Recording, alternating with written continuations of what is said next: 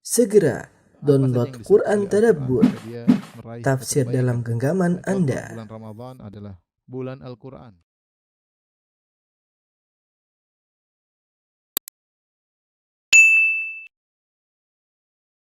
Bismillahirrahmanirrahim. Assalamualaikum warahmatullahi wabarakatuh. Alhamdulillahi ala ihsani wa syukru lahu ala taufiqihi wa amtinani wa asyhadu an la ilaha illallah wahdahu la syarika lahu ta'ziman bi sya'ni wa asyhadu anna Muhammadan abduhu wa rasuluhu da'ila ridwani. Allahumma salli alaihi wa ala alihi wa ashabihi wa ikhwani. Rekan-rekan di ITB yang dirahmati Allah Subhanahu wa taala, kita lanjutkan bahasan kita dari syarah kitab tauhid. Kita sampai pada bab yang nomor 22, ma jaa anna ba'dha hadhil ummah ya'budul awthan. Bab tentang keterangan bahwasanya akan ada dari sebagian umat ini yang akan menyembah berhala, ya. Jadi Syekh Muhammad Wahab rahimahullah taala membuat judul, ya, akan ada dari sebagian umat ini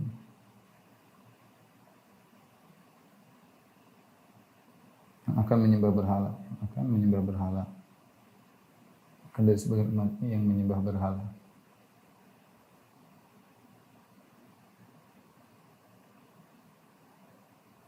Hal di sini adalah al-awthan, ya. Al-awthan itu lebih umum daripada al-asnam. Kalau asnam, sonam adalah berhala dalam bentuk patung. Kalau al-awthan ini umum, ya. Umum mencakup seluruh yang disembah selain Allah. Seluruh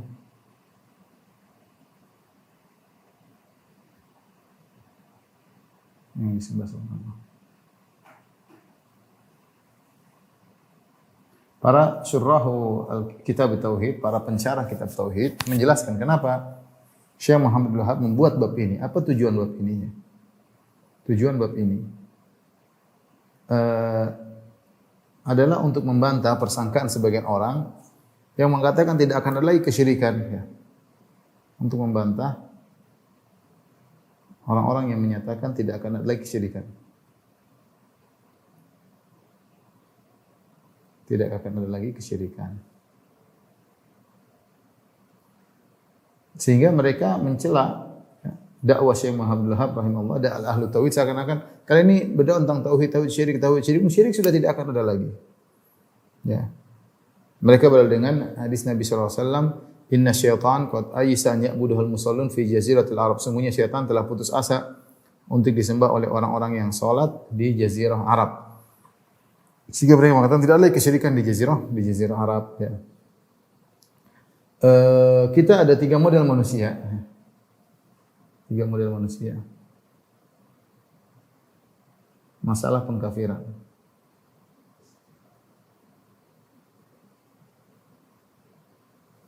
Yang pertama, yang suka mengkafirkan.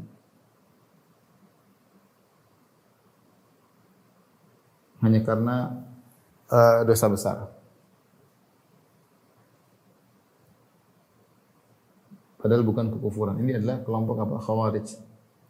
Al-Khawarij atau sekarang at-takfiriyun. Takfiriyun.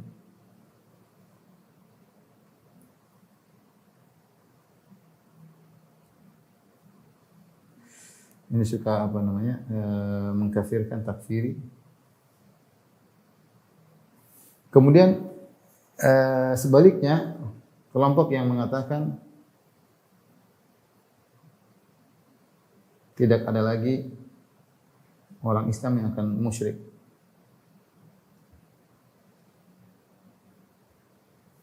Ya, inilah yang kelompok yang sedang dibantah oleh Syekh Muhammad Wahab rahimahullah taala. Adapun ahlu sunnah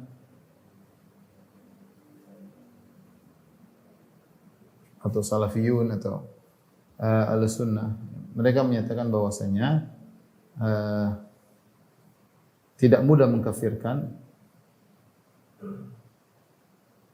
memvonis kafir, tapi akan ada orang yang kafir, orang yang murtad. Dan ini dalilnya banyak menunjukkan bahwasanya akan ada orang yang murtad, banyak sekali. Secara apa namanya? Sederhana kita bantah secara sederhana, ya, bahwasanya akan ada orang yang murtad. Contoh di zaman Abu Bakar, banyak yang murtad. Di antara kemurtadan mereka adalah dengan menolak hukum zakat. Mereka tidak mau bayar zakat. Kata mereka zakat hanya di zaman Nabi sallallahu alaihi wasallam. Khudh min amwalihim shadaqatan tutahhiruhum, kata Allah, wahai Muhammad, ambillah sedekah dari mereka untuk membersihkan mereka. Ya Rasulullah yang disuruh. Setelah Rasulullah meninggal tidak ada lagi. Ini dikafirkan oleh Abu Bakar. Kemudian yang murtad karena mengikuti nabi-nabi baru. Mengikuti nabi-nabi baru, nabi-nabi palsu. Seperti siapa? Seperti Musailimah Al-Kadzdzab, Nabi Musailimah, Al-Aswad Al-Ansi, Sajah, ya.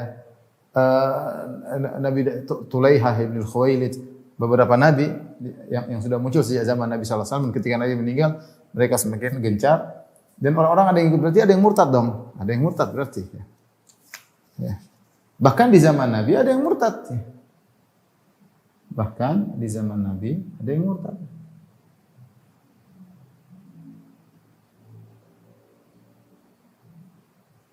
Di zaman Nabi ada yang murtad, ya. Kemudian di dalam buku-buku fikih 4 mazhab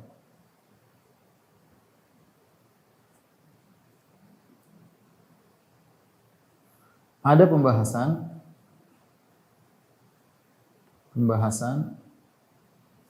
ahkamul murtad, ya. Ahkam al-murtad. Hukum-hukum terkait orang murtad. Kemudian mereka menyebutkan sebab-sebab kemurtadan. Dalam buku mazhab Syafi'i ada, dalam buku mazhab Maliki ada, dalam buku mazhab Hambali ada, paling banyak dalam buku mazhab Hanafi. Sebab-sebabnya banyak. Sampai ada yang mengatakan, kalau kita kumpulkan perkataan fuqaha, mereka menyebutkan puluhan sebab kemurtadan.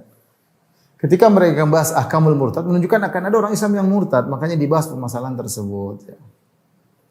Kemudian yang jadi masalah ini ada kelompok pertama, ya.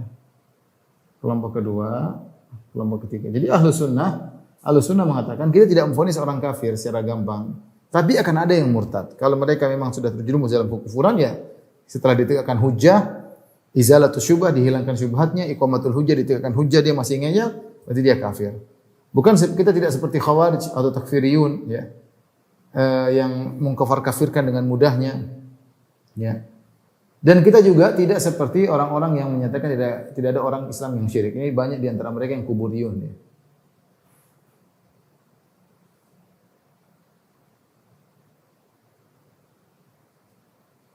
Banyak di antara yang mempropagandakan ini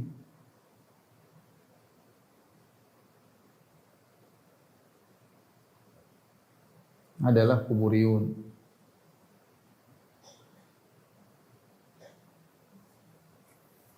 Ini, ngapain orang-orang Salafi, orang-orang Wahabi bahas syirik? Memang ada syirik sekarang. Enggak ada lagi, Rasulullah bilang tidak ada lagi syirik.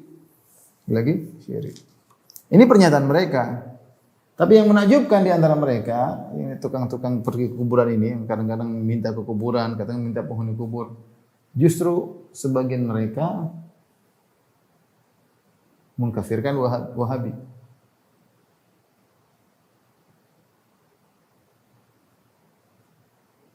Salafi. Ini aneh. Yang mau sufi model apapun tidak dikafirkan, yang mau mau gabung sama liberal tidak dikafirkan, yang masuk sama apa sih dilakukan tidak ada masalah. Yang wahidatul wujud tidak dikafirkan, begitu ada Wahabi dibilang kafir. Saya baca fatwa tentang kafirnya Wahabi, kafirnya Salafi. Kenapa kafir? Pertama karena menyatakan Allah di atas. Yang kedua karena mengatakan Allah bicara dengan suara, kafir. Subhanallah. Fatwa tidak sah salat di belakang Wahabi. Tapi Anda bilang tidak ada kesyirikan, tapi Wahabi Anda kafirkan. Ini aneh. Ini kenyataan pahit yang kita lihat. Baik. Apa dalil mereka bahwasanya? Dalil mereka bahwasanya tidak akan terjadi kekufuran.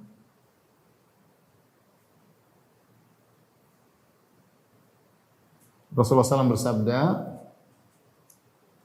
sabda Nabi, Inna syaitan qad aysa an ya'budahul musallin fi jaziratil Arab. Artinya syaitan putus asa untuk disembah oleh orang-orang yang salat di jazirah Arab. Akan tapi walakin fi tahrishi bainahum, akan tapi setan tetap saja mengadu domba di antara kalian. Kata mereka jelas setan sudah putus asa.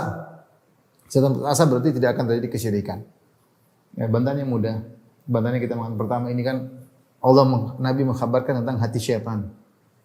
Bukan berarti kemudian dia putus asa terus-terusan. Ya, dia pernah putus asa karena melihat orang-orang masuk dalam Islam berbondong-bondong di zaman Nabi sallallahu alaihi wasallam. Ya. Ya, ini yang pertama. Tapi kemudian persangkaan dia putus asa tersebut tidak berlanjut. Dia terus habis itu bekerja keras ya.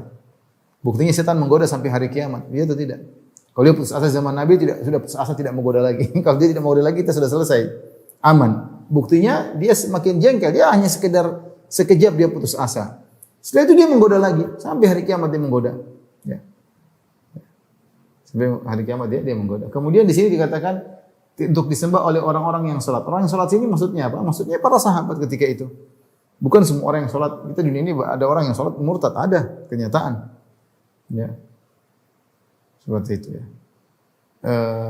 Jadi ini dijadikan dalil oleh mereka. Bilang yang untuk disembah di Jazirah Arab maksudnya orang-orang para sahabat yang mereka salat. Kemudian Nabi juga mengatakan di Jazirah Arab.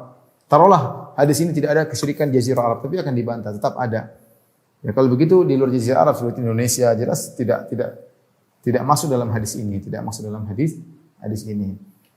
Intinya ini sebab utama kenapa dibahas bab ini untuk membantah orang-orang yang mengatakan bahwasanya buat apa kalian dakwah tauhid, tidak ada gunanya karena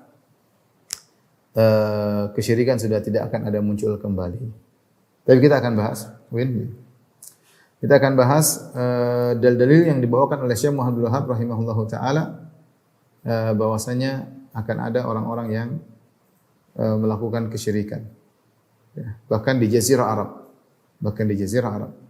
Tapi yang pertama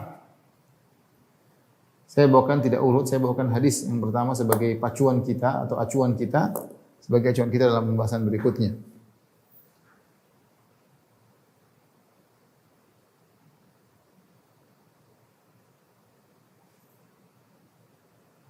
Yang pertama, sabda Rasulullah sallallahu alaihi wasallam dari hadis Abi Sa'id Al-Khudri radhiyallahu ta'ala anhu, "La tattabi'unna sanana man kana qablakum.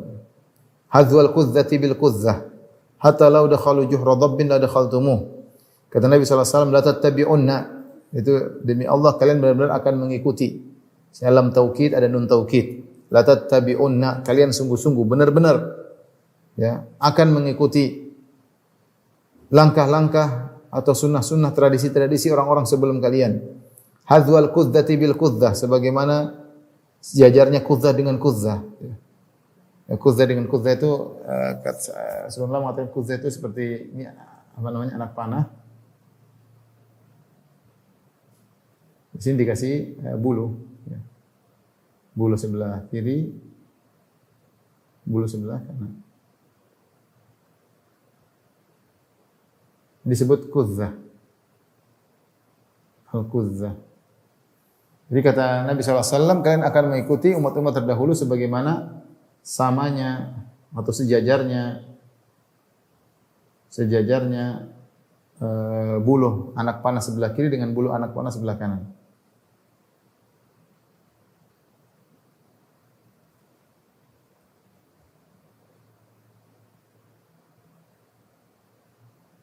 Sebelah kiri dengan bulu anak panah sebelah kanan.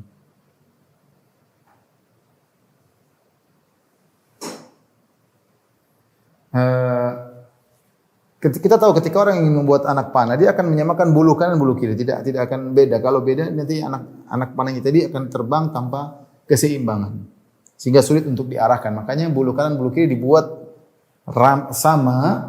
Akhirnya kalau kita putar anak panahnya, mau kanan kiri, bulu kanan bulu kiri sama saja. Artinya Rasulullah SAW menggambarkan bahwasanya Mereka kaum muslimin akan mengikuti orang-orang sebelum mereka dengan penuh semangat sampai kesamanya persis. Ini hadzwal kuzzah bil kuzzah. Hadzwal kuzzah bil kuzzah. Dalam riwayat yang lain, shibran bi shibrin, zira'an bi zira'in. Shibran bi shibrin. Zira'an bi zira'in. Ini shibr itu ini sejengkal. Sejengkal.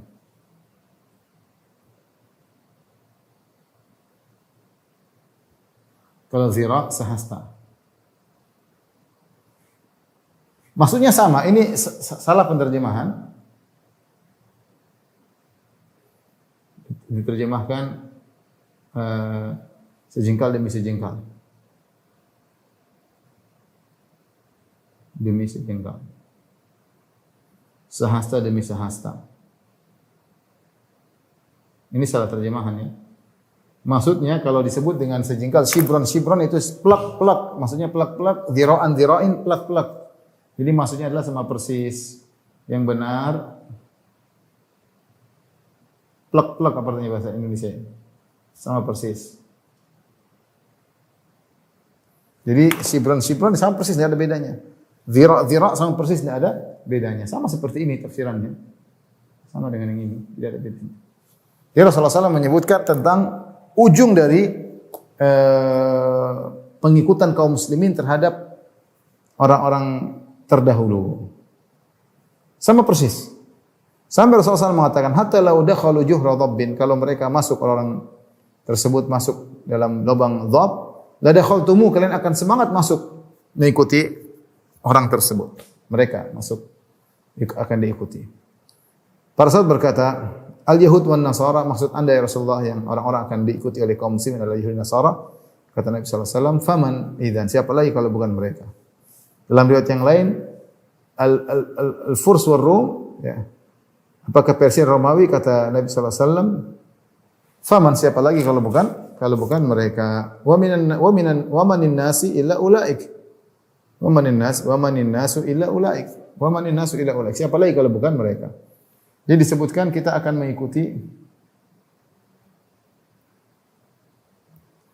mengikuti umat-umat terdahulu.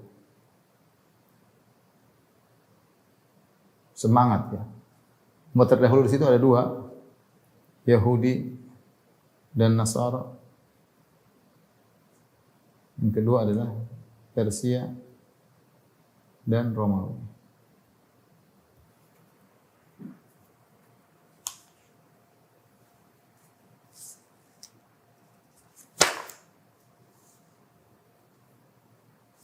Ada yang mengatakan Yahudi Nasara akan diikuti dari sisi akidah dan tradisi dan ibadah.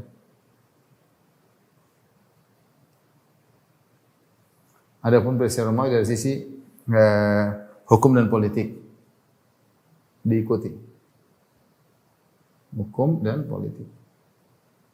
Tapi ini hanya penjelasan sebagian ulama. Yang benar Persia, Romawi juga banyak, Yunani banyak. Yunani sekarang masuk filsafat, masuk kemana-mana. Tapi ini menunjukkan semangatnya kaum muslimin untuk mengikuti orang-orang terdahulu. Bahkan kalau masuk lubang dhab. Kenapa disebut lubang dhab? Karena lubang dhab ini lubang yang sudah jorok, kemudian sempit, kemudian berkelak-kelok, sulit untuk dimasuki.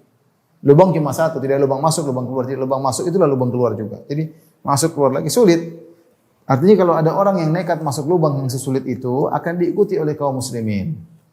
Karena mereka benar-benar plek-plek ketika meniru-niru. Makanya apapun dilakukan oleh Yahudi Nasara, pasti ada orang Islam yang mengikuti apapun. Sampai dalam keyakinan wahdatul wujud, meyakini Tuhan bersatu dengan Nabi Isa, itu Nasrani. Kaum muslimin lebih parah. Lebih parah meyakini bahwasanya Allah bersatu dengan alam semesta, madzhab wahdatul wujud. Kalau Nasara hanya membatasi Allah dengan Nabi Isa, madzhab wahdatul wujud, mengeneralkan bukan hanya Allah bersatu dengan Nabi Isa, tapi bersatu dengan makhluk-makhluk juga yang lainnya. Ini lebih parah daripada Nasara. Ya. Kalau orang Yahudi menghalalkan riba, orang Islam juga menghalalkan riba, ya. Macam-macam. Ya. Tapi ini landasan bahwasanya acuan kita bahwasanya kalau sehingga kalau orang musyrikin, orang Yahudi Nasara melakukan kesyirikan, akan ada orang Islam yang mengikuti. Akan ada orang Islam yang mengikuti. Semuanya. Terakhir saya lihat masalah hari Christmas ya. Sebagian ulama dari ya bukan ulama tapi ya, disebut ulama ya, di luar negeri mengatakan bahwasanya kita tidak apa-apa Christmas sebagaimana kita bermaulid dengan maulid Nabi SAW, kita bermaulid dengan maulid Nabi Isa alaihissalam. Ajib. Merry Christmas bukan hanya diharamkan, bahkan disunahkan, jadi sunnah. Ajib, saya baca ini ulama apa kayak gini. Jadi dianjurkan sebagaimana mereka meyakini bahwasanya maulid Nabi Muhammad SAW sunnah, mereka berdalil dengan maulid Nabi untuk maulid Nabi Isa. Ini maulid Nabi Isa kita tahu tanggal lahirnya maulidan aja maulid Nabi Isa. Jadi bukan lagi haram makruh malah dianjurkan. Allah musta'an. Semua diikuti. Dan maulid Nabi adalah bentuk tasyabbuh dengan Nasara dari sisi merayakan kelahiran Nabi Isa alaihissalam. Taib, kita lanjutkan dalil yang kedua. Inti dari dalil ini, kalau Nabi mengabarkan kita bakalan mengikuti orang-orang musyrikin, nah kalau mereka melakukan kesyirikan pasti ada yang ikut di antara kita. Pasti ikut di antara kita. Dalil kedua dalam surat An-Nisa ayat 51. Alam tara ilal ladzina utu nasiban minal kitabi yu'minuna bil jibti wat taghut wa yaquluna lil ladzina kafaru haula'i ahda minal ladzina amanu sabila. Tidakkah kamu memperhatikan orang-orang yang diberi bagian dari Alkitab, maksudnya orang Yahudi? Tidakkah kalian lihat orang-orang Yahudi? Yu'minuna bil jibti wat taghut. Orang-orang Yahudi tersebut beriman kepada al-jib dan taghut. Al-jib itu maksudnya sihir, atau taghut maksudnya setan. Wa yaquluna lil ladzina kafaru, dan mereka orang Yahudi tersebut berkata kepada orang musyrikin Mekah, haula'i ahda minal ladzina amanu sabila. Kalian orang musyrikin Arab, orang-orang musyrik Mekah lebih benar jalannya daripada orang-orang beriman, daripada pengikut Muhammad. Jadi ayat ini menjelaskan tentang sifat Yahudi yang mudahanah, yaitu berbasa-basi sampai mengatakan kebatilan demi menyenangkan orang lain, membenarkan yang batil. Ketika orang-orang Yahudi dipimpin oleh Huyai bin Akhtab dan Ka'ab bin Ashraf, mereka datang dari Madinah pergi ke Mekah untuk memprovokasi orang-orang Mekah, Quraisy, untuk menyerang kota Madinah yang ketiga kali dalam perang Khandaq. Jadi mereka ini beberapa orang Yahudi provokasi kemana-mana, sampailah mereka mengajak orang-orang Quraisy untuk menyerang kembali kota Madinah dalam perang Khandaq. Maka orang-orang Quraisy ya pingin tas mereka.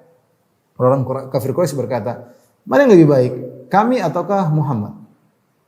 Kami ataukah agama Muhammad? Maka mereka berkata, kalian lebih baik daripada Muhammad. Muhammad suka memutuskan silaturahmi, kalian tidak. Padahal orang Yahudi tahu Muhammad itu kebenaran.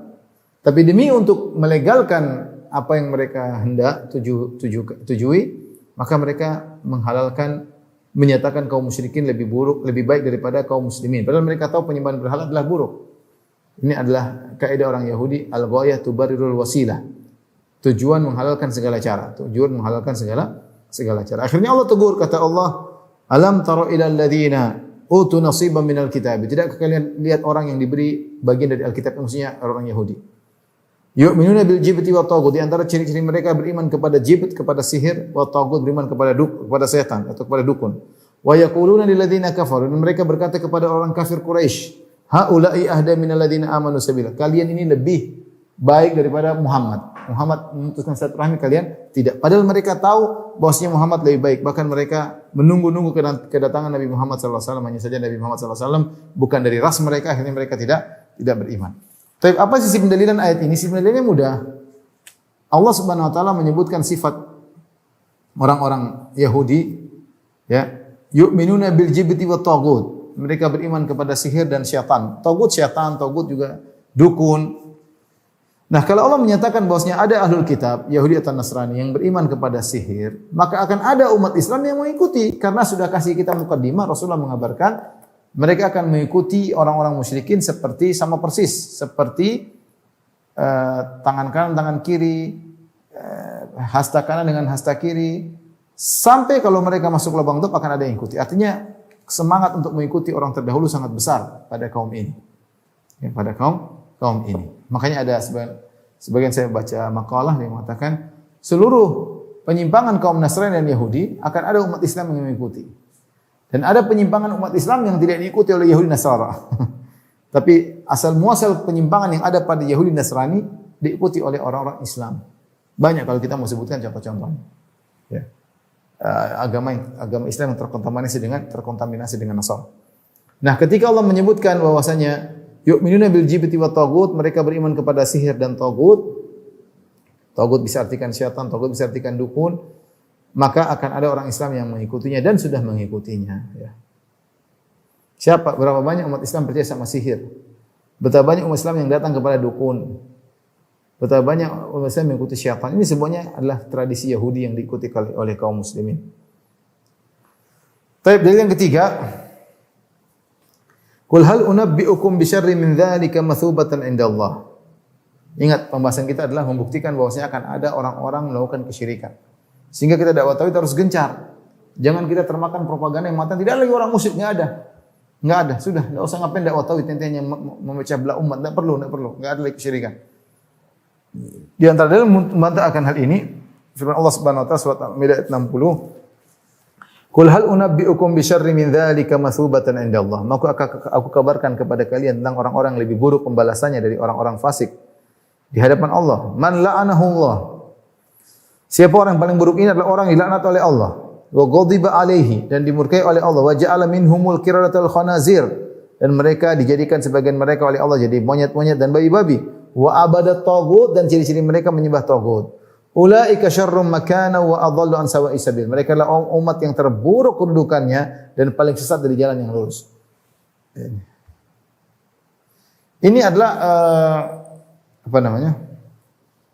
kembali lagi Allah menyebutkan tentang sifat-sifat Bani Israel, sifat Yahudi.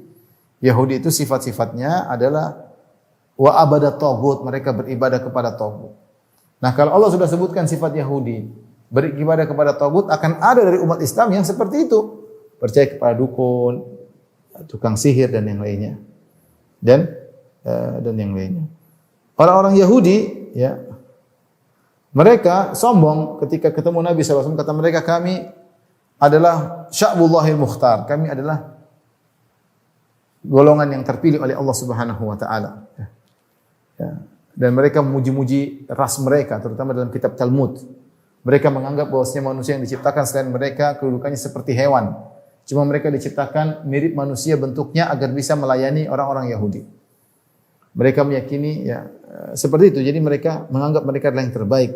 Maka Allah bantah, Allah suruh Nabi membantah. Qul hal unabbi'ukum bi syarrin min dzalik. Maka aku kabarkan lebih buruk daripada ini semua. Yaitu nenek moyang kalian. Man la'anahu Allah. Nenek moyang kalian dulu ada yang dilaknat oleh Allah. Wa ghadiba alaihi, dimurkai oleh Allah. Wa ja'ala minhumul qiradah wal khanazir. Di antara nenek moyang kalian ada yang dijadikan al-qiradah yaitu monyet, wal khanazir, babi-babi. Di antara sifat mereka adalah wa abadat taghut. Mereka itu menyembah taghut.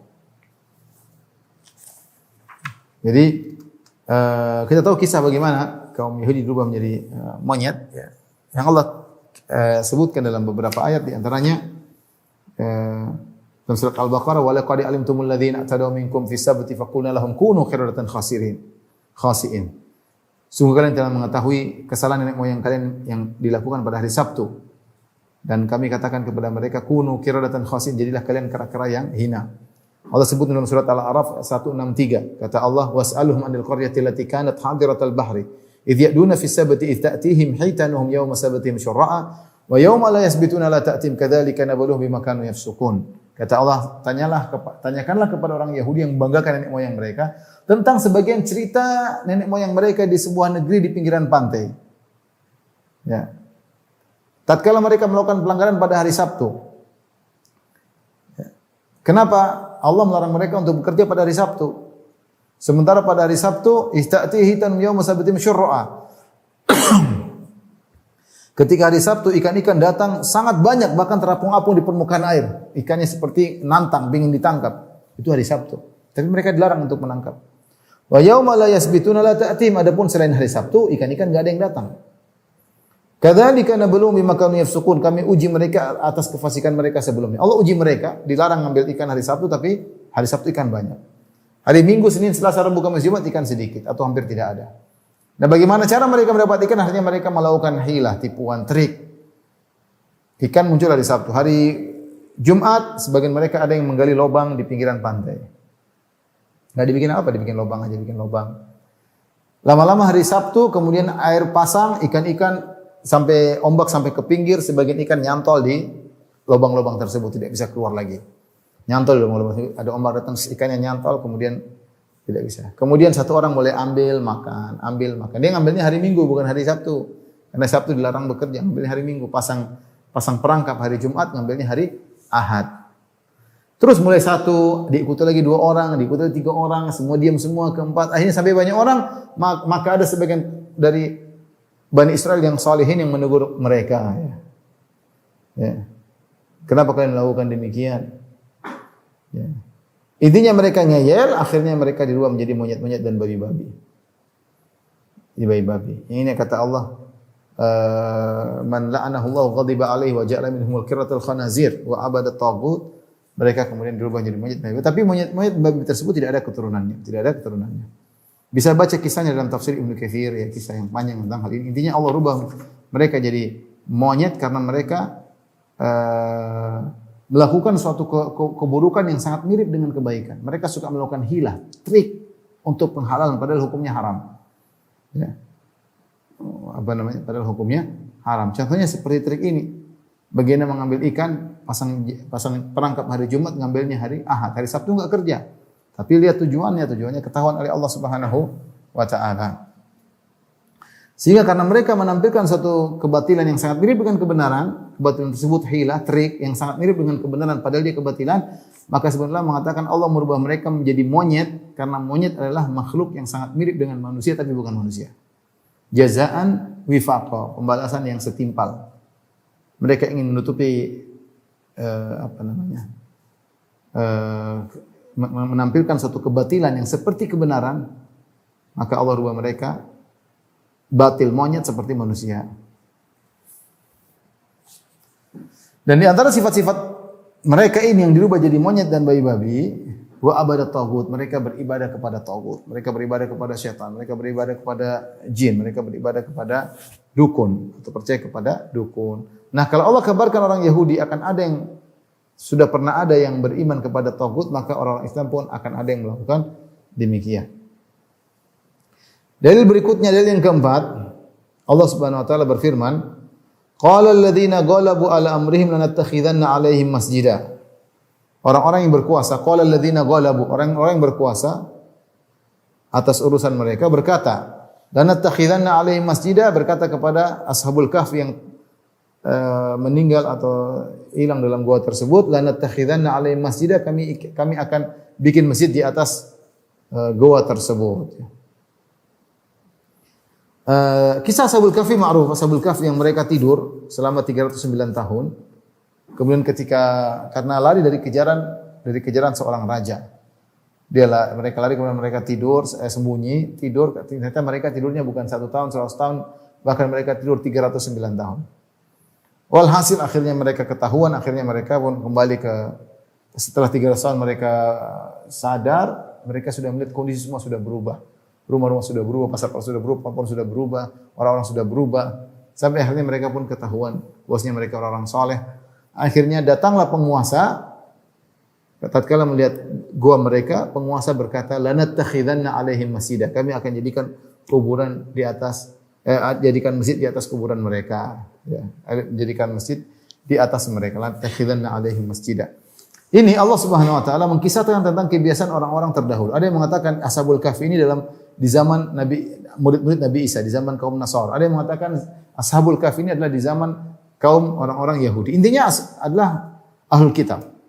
Ahlul Kitab. Dan di antara kebiasaan penguasa Ahlul Kitab zaman dahulu, yaitu mereka membangun kuburan di atas orang-orang soleh. Dan ini sebagaimana yang Allah sebutkan atau Nabi SAW sebutkan tentang pernyataan Ummu Salamah. Ummu Salamah ketika dia berhijrah ke negeri Habasyah, dia bertanya kepada Nabi tentang gereja yang dia lihat dan di situ ada gambar-gambar patung-patung. Maka Nabi jelaskan, inna ulaika idza kana fihim rajulus salih famata banu ala qabri masjidan. Mereka itu kebiasaan orang Nasara, kalau ada orang saleh meninggal di antara mereka, dibangunlah kuil ibadah di atasnya, ya.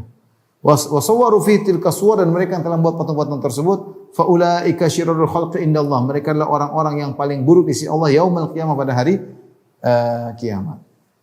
Ini kebiasaan buruk. Ya, kebiasaan buruk. Nah, kalau apa? Nah, Syekh Abdullah ingin mengatakan, kalau ada orang-orang Nasara yang biasa membuat kuburan di atas orang soleh dan akhirnya mengantarkan pada peribadatan kepada orang soleh tersebut, maka akan ada umat Islam yang seperti ini. Sekarang terjadi umat Islam. Orang soleh kemudian di semen, kemudian dikapur, dikasih nama, dikasih lampu, dikasih kelambu, dikasih kubah, masya Allah, kayak masjid persis. Kayak masjid kasih ada kubahnya. Ada kubahnya. Justru mereka berdalil dengan ayat ini, kata mereka, lihat Allah sebutkan bahwasanya para pembesar-pembesar tersebut yang bangun masjid di atas kuburan Ashabul Kahfi. Kita bilang bantahan bahwasanya Allah hanya mencerita dan Allah tidak dalam rangka sedang mendukung pernyataan orang-orang pembesar tersebut. Justru isyarat dari Allah, qala alladziina ghalabu ala amrihim, berkatalah orang-orang penguasa, ya, dan namanya penguasa biasanya melakukan perbuatan yang tidak sesuai, semena-mena, ya. Tidak benar, ya. Ya, penguasa demikian, ya. Ya, dan dalam Al-Qur'an banyak Allah menyebutkan penguasa yang sombong-sombong, seperti Allah berfirman tentang kaum Nabi Nuh, kata Allah, qalal mala'u min qaumihi, berkata penguasa-penguasa dari kaumnya, inna lanaraka fi dhalalim mubin, Nuh, engkau dalam kesesatan yang nyata. Lihat dalam kaum Hud, kata Allah, qalal mala'u alladziina kafaru min qaumihi inna lanaraka fi safaha, berkata orang-orang kafir, al-mala' yaitu penguasa-penguasa kafir dari kaum Nabi Hud yang berkata, inna lanaraka fi safaha, menurut kami engkau dalam kebodohan wahai Hud. Demikian juga dalam dalam kisah Nabi Syuaib, ya. Nabi Saleh. Ya. Qala al-mala'u alladziina istakbaru min qaumi, berkata pembesar-pembesar yang sombong. Jadi namanya pembesar-pembesar itu Allah sebutkan dalam Al-Qur'an biasanya untuk menunjukkan celaan. Di sini Allah mengatakan qala alladziina ghalabu ala amrihim, berkata orang-orang yang berkuasa bangun masjid di atas kuburan mereka.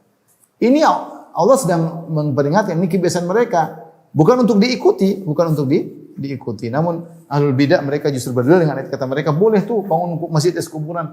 Allah berfirman demikian. Kita bilang terlalu banyak hadis-hadis yang tegas menyatakan dilarang untuk membangun masjid di atas kuburan. Banyak sekali. Ya. Dan ini kebiasaan orang-orang Yahudi Nasara. Bahkan mengusap-ngusap kuburan yang tiang-tiang atau dinding-dinding ada di kuburan, mengusap dinding-dinding ada di kuburan cari keberkahan, adalah kebiasaan Yahudi Nasara. Sebagaimana dinyatakan oleh Al-Ghazali dalam kitabnya Ihya Ulumuddin. Dia mengatakan bahwasanya tamassul bil jidran, mengusap-ngusap dinding kubur, min adatil Yahud wan Nasara, tradisi orang Yahudi Nasrani, dan diikuti oleh kaum muslimin. Tapi saya pada dalil yang kelima. Dalil yang kelima yang menunjukkan bahwasanya akan ada umat Islam yang menyembah berhala, ya. Hadis yang panjang, hadis Thauban riwayat Imam Muslim. Hadis Thauban radhiyallahu anhu bahwasanya Rasulullah SAW bersabda, "Innallaha zawaliyal arda." Allah telah melipatkan bumi untukku. Jadi Allah hadirkan bumi di hadapan Nabi. Fara'aitu masyariqaha magharibaha. Aku pun melihat timur bumi dan juga baratnya bumi. Wa inna ummati sayablugu mulkuha ma zuwiya li minha. Dan kerajaan kekuasaan umatku akan diperluas oleh Allah sampai sesuai dengan apa yang aku lihat, diperlihatkan oleh Allah. Ya Allah perlihatkan kekuasaan engkau sampai sekian di kemudian hari. Wa u'titu kanzain, dan aku telah diberi dua simpanan yang berharga. Al-ahmar wal abyad, merah dan putih, maksudnya adalah Imperium Persia dan Romawi. Wa inni sa'altu rabbi li ummati alla yuhlikaha bi sanatin bi'amah. Dan aku telah berdoa kepada Allah agar umatku tidak dibinasakan gara-gara musim paceklik selama setahun kemudian binasa, atau mendapatkan musibah paceklik yang berkepanjangan. Wa an la yusallita alaihim aduwan min siwa anfusihim fatastabihu baydatahum. Dan aku berdoa kepada Allah agar tidak ada umat lain yang menguasai mereka sehingga kaum muslimin habis total, ya. Jangan sampai ada dari agama lain yang menguasai kaum muslimin sehingga habis total. Karena kalau sampai ya jangan sampai ya, wa alla yusallitu alaihim aduwan min siwa anfusihim. Jangan sampai Allah membuat mereka dikuasai oleh musuh dari selain mereka sendiri. Fa yastabihu baydatahum, akhirnya musuh tersebut menghancurkan mereka dari seakar-akarnya. Wa inna rabbika, dan Rabbku Allah Subhanahu wa taala berkata, ya Muhammad, inni idza qadaitu qada'an fa innahu la yurad. Wahai Muhammad, sungguhnya aku kalau sudah memutuskan suatu perkara tidak akan ditolak. Lam aqiba li hukmi, tidak ada yang bisa menolak keputusan Allah.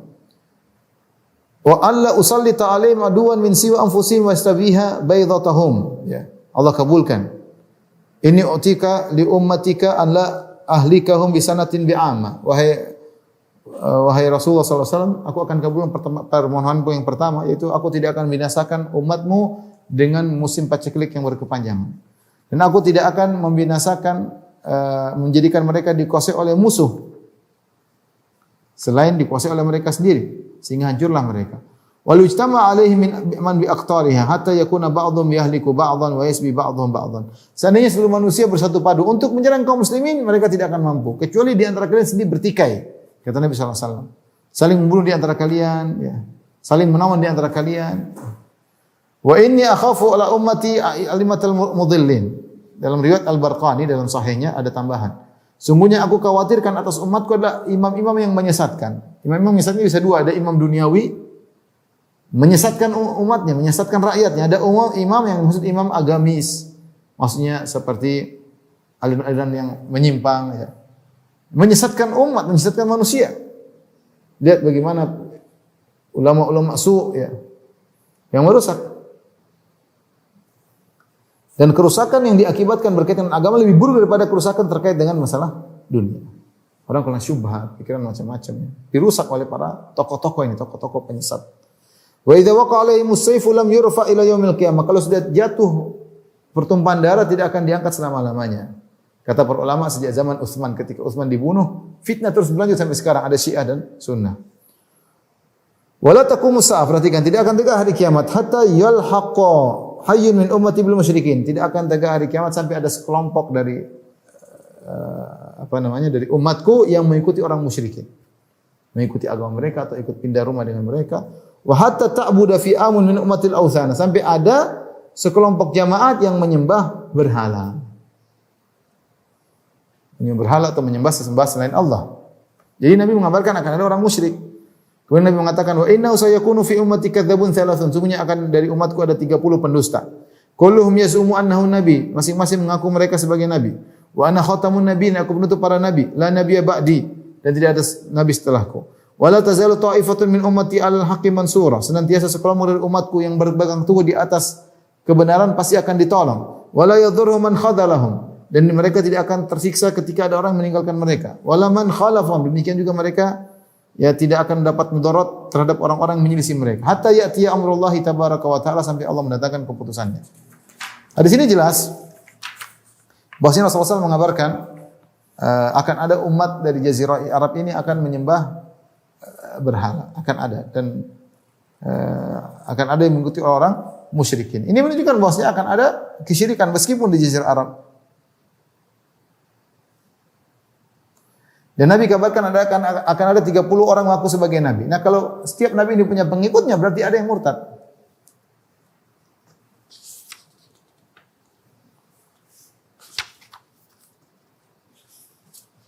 Tadi kata Nabi, la taqumus sa'a hatta yalqa hayyun min ummati bil musyrikin. Tidak tegak hari kiamat hingga ada di antara umatku yang mengikuti orang-orang musyrik.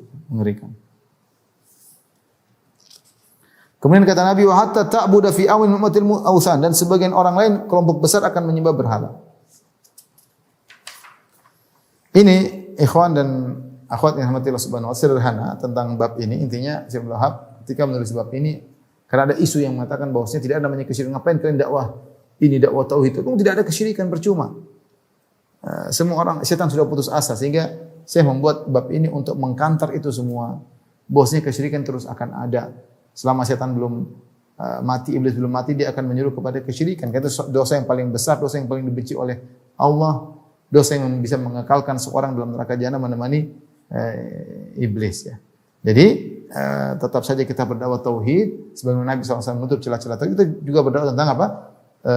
Tauhid.